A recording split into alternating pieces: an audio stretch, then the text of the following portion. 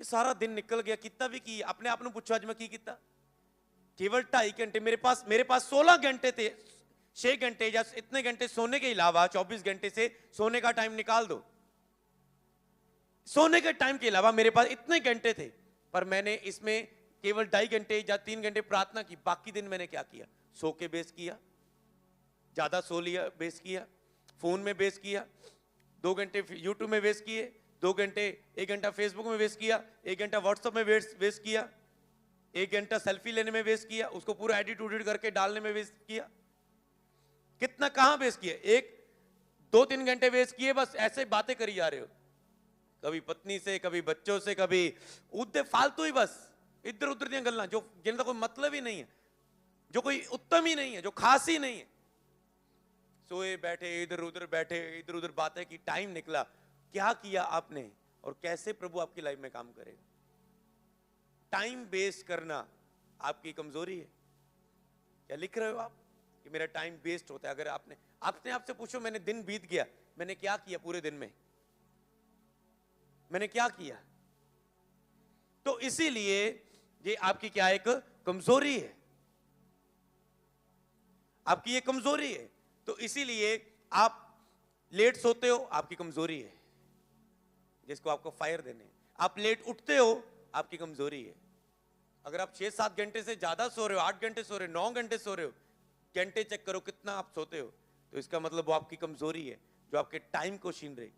तो कोई तो व्यक्ति बेला है, उसको पता मैं कोई काम तो नहीं करता, सुबह शाम से प्रेयर करता हूं, उसका हिसाब उसके हिसाब से लिया जाएगा कि तेरे पास तेरे 16-4-20 और 24 16 घंटे तेरे पास, तू 8 घंटे चल सोया, 16 घंटे थे तेरे पास, तूने क्या किया? सिर्फ 1 घंटा प्रार्थना।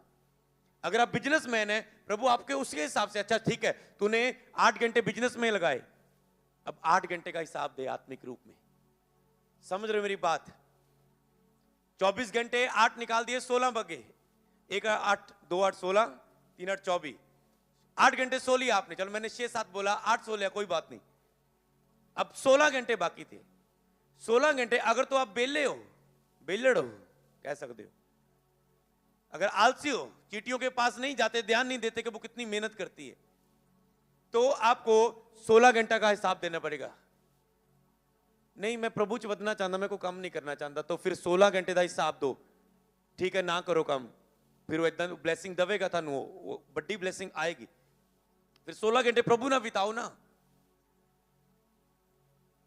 16 घंटे आपके पास थे, चलो ठीक है, 16 से मैंने कहा 6 घंटे रेस्ट भी कर लो, फिर भी 10 घंटे आपके पास प्रभु को देने के लिए। प्रेयर, वचन संगति, वचन सुन लिया, अनॉइंटेड वीडियोस देख ली, बुक्स पढ़ ली, अनॉइंटेड कुछ भी आपने आत्मिक क्रिया में बिताए।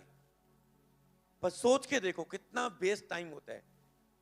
तो जो बिजनेसमैन है, तो अच्छा 8 घंटे उसने बिजनेस पर लगा दिए, 4 अपनी लाइफ को भी देने हैं, फिर भी 4 घंटे उसके पास अब बचे हैं, तो उसका हिसाब प्रभु, अगर 8 घंटे आपने सोया, 8 घंटे बिजनेस में लगाए, घर आते वक्त आपके पास 6 घंटे बचे, तो आपने 6 घंटे कैसे बिताए परमेश्वर के साथ, प्रभु उसके हिसाब से आपका हिसाब लेगा। तो इसका मतलब ये कमजोरी आपकी, लेट उठना। आपके पास पता है बिजनेसमैन हूं, तो आपके ये कमजोरी है कि मैं अपना टाइम बचाऊं सोने और उठने के बीच का सिस्टम करके। हालेलुया। तो इसीलिए आपको इन सभी ऐसी बहुत सारी बातें हैं। इसी तरह आप मनन करेंगे, मैं इसमें ज्यादा नहीं बढ़ूंगा क्योंकि ये इतनी इजी चीज आप प्राप्त कर सकते हो अपने लिए। जी मैंने हैंड दे दिया आप, क्योंकि आपको लगता है कमजोरी मतलब व्यभिचार, नशा, गुस्सा आंधा। आपको ये पता नहीं ये कमजोरियां हैं आपकी। सबसे बड़ी कमजोरियां तो ये है जो आपको प्रभु की उपस्थिति में बढ़ने से रोक रही। हर एक रोकने वाली वस्तु, उलझाने वाले, पाप को दूर करके सिद्ध करने वाले यीशु की ओर बढ़ो लिखा है। ये चीजें आपको रोकती है, ये चीजें आपको उलझा रही है और आपको पता भी नहीं लग रहा है, आपका शैतान ने टाइम टेबल आपका सेट किया हुआ है। और जब तक आप फायर प्रे करके इस टाइम टेबल को डिलीट नहीं करोगे और न्यू टाइम टेबल आत्मा से प्राप्त करके नहीं बनाओगे, तब तक ये बंधन और क्लेश में आप जीते रहोगे। हालेलुया। इसी तरह प्रेयर टॉपिक्स है आपके आपके अपने लिए प्रेयर टॉपिक्स, आपके आत्मिक जीवन के लिए प्रेयर टॉपिक, आपकी आर्थिक लाइफ के लिए, आपका बिजनेस है, जॉब है, उसके लिए रोज प्रेयर टॉपिक, आपके परिवार के लिए आपका प्रेयर टॉपिक, आपकी सेवकाई के लिए, आपकी चर्च टीम के लिए आपका प्रेयर टॉपिक, आपकी जो जरूरतें, जो नीड्स हैं, उनके लिए प्रेयर टॉपिक जो आपको चाहिए। आपकी चर्च की नीड्स है उसके लिए प्रेयर टॉपिक्स, आपके रिश्तेदार हैं उनके लिए प्रेयर टॉपिक, आपके बहुत सारे प्रार्थना के विषय, आपकी कमजोरियों के लिए आपके प्रेयर टॉपिक, इस तरह बहुत सारे प्रार्थना के विषय हैं जिनको आप वचन तो बता के आए हो उसके लिए प्रेयर टॉपिक, जिसको आप चर्च लेके जा रहे हो उसके लिए प्रेयर टॉपिक, जिसका भी आप बपतिस्मा हुआ है आपने वचन सुनाया अब उसका चेले बनने के लिए आपका प्रेयर टॉपिक, पता नहीं कितने प्रेयर टॉपिक्स होंगे जिसको आपने लिखना है। और जब आप उसके लिए लिखेंगे उसके लिए काम करोगे तो प्रभु उत्तर देगा आपको, तो प्रभु आपकी सहायता करेगा। तो इसी तरह और मैं आपको बताता हूं, और जो आपकी कमजोरियों की लिस्ट होगी और जो आपकी प्रेयर टॉपिक की लिस्ट होगी मैं प्रार्थना में उसे याद रखूंगा आपके लिए। और जब आप देखोगे जिस तरह आप अपनी प्रेयर में बढ़ोगे, प्रार्थना की वेदी में बढ़ोगे और इन प्रेयर के टॉपिक्स को लेकर जाओगे और इस कमजोरियों के टॉपिक्स को रोज लेके जाओगे, एक एक करके आप अपनी कमजोरियों को डिलीट करने वाले हो, एक एक करके एक एक करके। और जब एक एक करके आप डिलीट करोगे इधर प्रेयर रिक्वेस्ट आपके बढ़ने वाले हैं, एक एक करके और लिखेंगे आप और लिखेंगे, क्योंकि ऊपर पूरे होते जाएंगे, पूरे होते जाएंगे। जब सब पूरे हो जाएंगे आपको रहेगा प्रभु और कुछ नहीं चाहिए, बस अब तू ही चाहिए, तेरी हुजूरी चाहिए, हालेलुया। तो इसीलिए आपको इसके लिए फाइट करनी है, लड़ना है इसके लिए, हालेलुया। अगर हम वचन में से पढ़े भजन संहिता उसका 1 अध्याय उसकी 1 आयत से हम पढ़ें तो वहां पर लिखा है, ओके आप स्क्रीन की ओर नोट कर सकते हैं, क्या ही धन्य है वह पुरुष जो दुष्टों की जुक्ति पर नहीं चलता और ना पापियों के मार्ग में खड़ा होता है, ना ठट्ठा करने वाली मंडली में बैठता है। इसमें क्या मिला आपको? अगर आपकी संगति गलत है, ठट्ठा करने वालों के बीच में बैठते हो, चुगली करने वालों के बीच में बैठते हो, दुष्टों की जुक्ति पर, पापियों के मार्ग में खड़े रहते हो, ठट्ठा करने वाली मंडली में बैठते हो, तो इसका मतलब आपको अपनी संगति के लिए प्रेयर करनी है, चौकस रहना है। प्रभु मैं गलत संगति में हूं, मेरे दोस्त चेंज हो जाएं, मुझे आत्मिक लोगों के साथ संगति करने का मौका दे, मुझे आत्मिक दासों के साथ संगति करने का मौका दे, मुझे आत्मिक प्रेयर योद्धों के साथ संगति, क्योंकि उनके साथ संगति करने से आप आत्मिक बातों को सीखोगे। हमेशा आपको उसकी संगति करनी है जिससे आपको सीख सको, जो आपसे बड़े लेवल का हो। एक तो आपको उन लोगों से संगति करनी है जो आपके छोटे लेवल के हैं आत्मिक जीवन में, ताकि जो आप उन्हें कुछ सिखा सके, बता सके, शेयर कर सके। एक आपकी लाइफ में संगति के वैसे लोग होने चाहिए जो आपसे बड़े लेवल के हैं, बड़ी लेवल की स्पिरिचुअल लाइफ है उनकी, प्रेयर लाइफ है उनका, आत्मिक बुजुर्गी है उनके ऊपर। तो आपको उनके, वो आपके फ्रेंड्स हो, आपके आत्मिक चर्च हो, तो आपने अपनी संगति के लिए प्रेयर करनी है। अगर 2 आयत में पढ़ेंगे, परंतु वह तो यहोवा की व्यवस्था से प्रसन्न रहता है और उसकी व्यवस्था पर दिन रात ध्यान करता है। एक तो मतलब आपको बाइबल से प्रसन्नता होनी चाहिए, खुशी होनी चाहिए बाइबल पढ़ने की, मेरे टाइम निकले मैं बाइबल पढ़ूं, और उसकी दिन रात ध्यान करता है, दिन और रात व्यवस्था पर ध्यान करता है। ध्यान करना मतलब ध्यान लगाना, मतलब मनन। जब आप प्रेयर टॉपिक पर अकेले जाके बैठते हो आप ध्यान करते हो, आप प्रेयर रिक्वेस्ट लिखते हो अपने आप ध्यान करते हो, अपने आप से बात कर रहे हो आप ध्यान कर रहे हो, बाइबल पढ़ रहे हो आप ध्यान कर रहे हो। मतलब कैसे प्रेयर कर सकते हो? मान लो आपकी बाइबल है, मैं बताऊंगा, सिर्फ बाइबल देना कोई भी, ओके। आप भजन संहिता अगर आप पढ़ें, ओके, जो भजन संहिता है, जो नीति वचन है, ये आपकी प्रार्थना है। 2 घंटे तो आप इससे प्रेयर कर सकते हो। मान लो आपने भाई भजन संहिता पढ़नी शुरू की, ओके, परंतु वह तो यहोवा से प्रसन्न रहता है और उसकी व्यवस्था पर दिन रात मनन करता है। हे प्रभु मैं आपकी व्यवस्था पर दिन रात मनन कर पाऊं, प्रभु मैं आपकी व्यवस्था से प्रसन्न कर पाऊं, प्रभु मैं आपके वचन से प्यार कर पाऊं, प्रभु मैं दिन रात उसमें प्रसन्न रह पाऊं। पिता परमेश्वर मेरी मदद करे, मैं प्रसन्न रह पाऊं, दिन रात मैं ध्यान कर पाऊं। प्रभु मेरी बाइबल पढ़ने की, ना पढ़ने की इस कमजोरी को दूर करे, प्रभु मैं पढ़ सकूं इसे।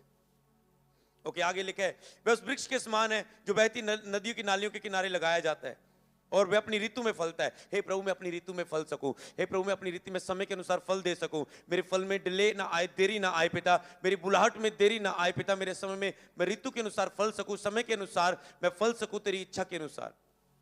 जितने मर्जी वचन पढ़ो, आप पढ़ते जा रहे हो, आपको लग रहा है मैं 10 पन्ने पढ़ दूंगा मेरा वीजा लग जाएगा, ऐसा कुछ नहीं होने वाला। आपको उन वचनों को पढ़ो और जो वचन लगता है इस वचन से मैं प्रेयर करूंगा। मान लो यहां पर लिखा है धन्य, 12 आयत में 2 की 12, धन्य है जिसका भरोसा प्रभु पर है। हे प्रभु मेरा भरोसा तेरे ते हो जाए। हे परमेश्वर मैं भरोसा अपने पैसे ते ना करा, अपनी ताकत ते ना करा, अपने बल उत्ते ना करा, लोकां उत्ते ना करा। प्रभु मेरा सहायता करने वाला तू है पिता परमेश्वर, मैं तेरे उत्ते भरोसा करदा हूं। प्रभु मेरा भरोसा तेरे उत्ते वधे, मेरा विश्वास तेरे उत्ते वधे। प्रभु आप प्रेयर कर सकते हो, भजन सहायता लेके बैठ जाओ, आप खुली आंखों से प्रार्थना कर सकते हो।